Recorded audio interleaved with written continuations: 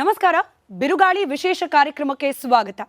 ಈ ವಾರದ ಬಿರುಗಾಳಿ ಕಾರ್ಯಕ್ರಮದ ಅತಿಥಿ ಬಿಜೆಪಿಯಿಂದ ಮುಖ್ಯಮಂತ್ರಿಯಾಗಿದ್ದವರು, ಹಾಲಿ ಕಾಂಗ್ರೆಸ್ ನಾಯಕರಾಗಿರುವ ಶ್ರೀಯುತ ಜಗದೀಶ್ ಶೆಟ್ಟರ್ ಅವರು. ಶೆಟ್ಟರ್ ಸರ್, ನಮಸ್ಕಾರ. ಕಾರ್ಯಕ್ರಮಕ್ಕೆ ಸ್ವಾಗತ.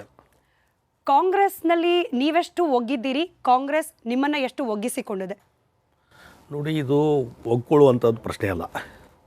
ನಾನು ಯಾವ ಸಂದರ್ಭದಲ್ಲಿ ಭಾರತೀಯ ಜನತಾ ಪಾರ್ಟಿನ ಬಿಟ್ಟು ಒಂದು ಅಪಮಾನ ಆಗಿ ಒಂದು ಆತ್ಮಗೌರವಕ್ಕೆ ತೊಂದರೆ ಆದಾಗ, ಸ್ವಾಭಿಮಾನಕ್ಕೆ ತೊಂದರೆ ಆದಾಗ ನಾನು ಬಿಟ್ಟು ಕಾಂಗ್ರೆಸ್ ಪಾರ್ಟಿಗೆ ಹೋಗಿದ್ದೇನೆ. ಮತ್ತು ಕಾಂಗ್ರೆಸ್ ಪಾರ್ಟಿ ಸಹಿತ ನನಗೆ ಭಾಳ ಗೌರವದಿಂದ ಇಲ್ಲಿಯವ್ರು ನಡ್ಕೊಂಡು ಬಂದದ್ದು. ಯಾವುದೇ ರೀತಿಯಿಂದ ನನ್ನ ವ್ಯಕ್ತಿತ್ವ ಧಕ್ಕೆ ತರುವಂಥ ರೀತಿಯಲ್ಲಿ ಅವ್ರು ನಡ್ಕೊಳ್ಳಿ. ಕಾಂಗ್ರೆಸ್ನಲ್ಲಿ ಜಗದೀಶ್ ಶೆಟ್ಟರ್ ಸಂತೋಷವಾಗಿದ್ದಾರೆ.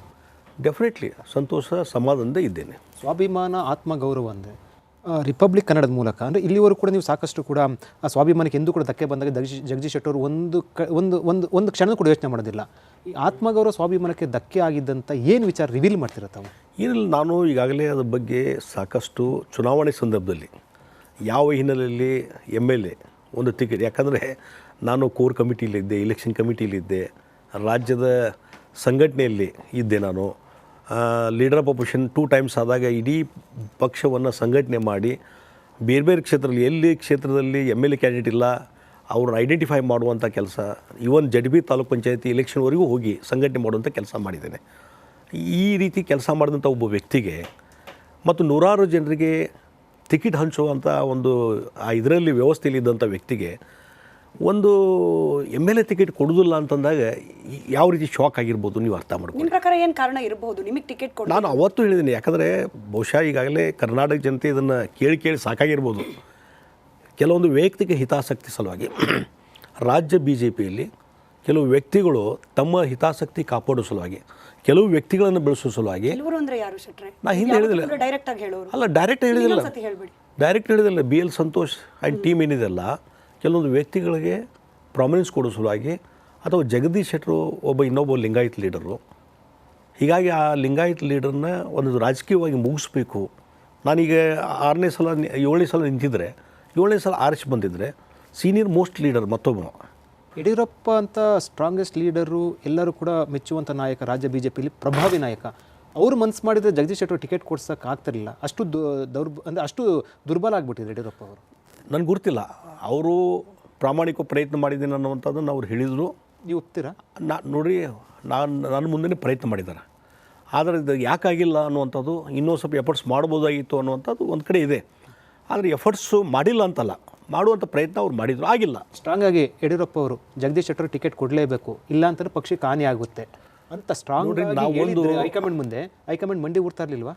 ನೋಡಿ, ಏನಾಗಿತ್ತು ಇದು, ಲಾಸ್ಟ್ ಇನ್ನು 13ಕ್ಕೆ ನಾಮಿನೇಷನ್ ಸ್ಟಾರ್ಟ್.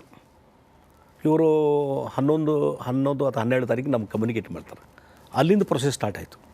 ಆ ಮೂಮೆಂಟಿಗೆ ಏನೇನಾಯಿತು ಅನ್ನುವಂಥದ್ದು ಭಾಳ ಗೊಂದಲ ನಿರ್ಮಾಣ ಆಯಿತು. ಅದರ ಅಡ್ವಾಂಟೇಜ್ ತೊಗೊಂಡು ಕೆಲವರು ಯಾರು ವೆಸ್ಟೆಡ್ ಇಂಟ್ರೆಸ್ಟ್ ಇದ್ದಿಲ್ಲ ಅವರು ಜಗದೀಶ್ ಶೆಟ್ಟರ್ನ ಅವಾಯ್ಡ್ ಮಾಡುವಂಥದ್ದು ನಡೀತು. ಯಡಿಯೂರಪ್ಪ ಪ್ರಾಮಾಣಿಕವಾಗಿ ಪ್ರಯತ್ನ ಪಟ್ಟಿದ್ದು ಮಾಡಿದ್ದಾರೆ ಅಂತ ನಂಗೆ ಅನಿಸ್ತದೆ. ಇನ್ನೊಂದಷ್ಟು ಪ್ರಾಮಾಣಿಕವಾಗಿ, ಇನ್ನೊಂದಷ್ಟು ಸ್ಟ್ರಾಂಗ್ ಮಾಡ್ಬೋದಾಗಿತ್ತು, ಮಾಡಿಲ್ಲ. ಸರಿ, 6-7 ತಿಂಗಳಾಗಿದೆ ಅಷ್ಟೇ. BJP ಬಿಟ್ಟೆ ಅನ್ನೋದಕ್ಕೆ ಎಲ್ಲಾದರೂ ಒಂದು ರೀತಿಯಲ್ಲಿ ಪಶ್ಚಾತ್ತಾಪ ಆಯ್ತಾ, ಅಥವಾ ನಿಮ್ಮನ್ನು ಕಳ್ಕೊಂಡ್ವಿ ಅನ್ನೋ ಪಶ್ಚಾತ್ತಾಪ BJPಗೆ ಆಗ್ತಿದೆ ಅಂತ ನಿಮ್ಗೆ ಅನಿಸ್ತು? ನೋಡಿ, ನಾನು ಏನೊಂದು ರಾಜಕೀಯ ನಿರ್ಧಾರ ಕೈಗೊಂಡೆ. ಅದಕ್ಕೆ ನಾನು ಆ ಸಂದರ್ಭದಲ್ಲಿ ಕಾಂಗ್ರೆಸ್ ಪಾರ್ಟಿ ಸೇರಿದಾಗ ನಾನೇ ಬಿಟ್ಟು ಹೋಗಿದ್ದಲ್ಲ, ಪಾರ್ಟಿಯಿಂದ ಹೊರಗೆ ಹೋಗುವಂಥ ವ್ಯವಸ್ಥೆ ಮಾಡಿದರು.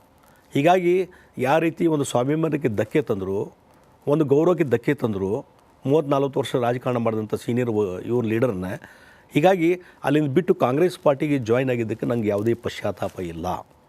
ಆದರೆ ಇವತ್ತು BJP ಲೀಡರ್ಸ್, ನಾನು ಬೇರೆ ಬೇರೆ ತಾಲೂಕು ಜಿಲ್ಲೆಗೆ ಪ್ರವಾಸ ಮಾಡಿದಾಗ ಬೇರೆ ಬೇರೆ ಕಾರ್ಯಕ್ರಮಕ್ಕೆ ಅಲ್ಲಿ IBL ಬಂದು ಬಿಟ್ಟಾಗ್ತಾರೆ. ಕೆಲವು XMLಗಳು ಮತ್ತು ಬೇರೆ ಬೇರೆ ಅಕೇಷನ್ದಲ್ಲಿ ಅಸೆಂಬ್ಲಿ ನಡೆದಾಗ, ವಿಧಾನ ಪರಿಷತ್ ನಡೆದಾಗ MLAಗಳು ಬಿಟ್ಟಾಗ್ತಾರೆ BJP ಅವರು. ಎಲ್ಲರೂ ಅಂತಾರೆ, ಇಲ್ಲ ನೀವು ಇರಬೇಕಾಗಿತ್ತು ನಮ್ಮ ಪಾರ್ಟಿಯೊಳಗೆ, ನಾವು ನಿಮ್ಮನ್ನು ಕಳ್ಕೊಂಡು ನಮಗೆ BJPಗೆ ಪಶ್ಚಾತ್ತಾಪ ಇದೆ ಅಂದರೆ ನೋಡಿ, ಅದು ಅವರು ಹೇಳಬೇಕು, ಯಾಕಂದ್ರೆ ನಾನು ಹೇಳಲಿಕ್ಕೆ ಇರಲಿಲ್ಲ. ಆದರೆ ಕಾರ್ಯಕರ್ತರು ಮತ್ತು ಪ್ರಮುಖ ಲೀಡರ್ಸು ಅದನ್ನು ಎಕ್ಸ್ಪ್ರೆಸ್ ಮಾಡ್ತಾಯಿದ್ದಾರೆ. ನನ್ನ ಪರ್ಸನಲಿ ಸಿಕ್ಕಾಗ ಸರಿಯಾಗಿ ಪಬ್ಲಿಕ್ ಒಳಗೆ ಡಿಬೇಟ್ ಆಗ್ತಾಯಿದೆ. ಜಗದೀಶ್ ಶೆಟ್ಟರ್ ನೀವು ಅನ್ಯಾಯ ಮಾಡಿದ್ರಿ ಅನ್ನುವಂಥದ್ದು ಪಬ್ಲಿಕ್ ಒಳಗೆ ಡಿಬೇಟ್ ಆಗ್ತದೆ. ಇನ್ನು BJP ಲೀಡರ್ಸ್ ಹೇಳ್ತಾ ಇದ್ದಾರೆ.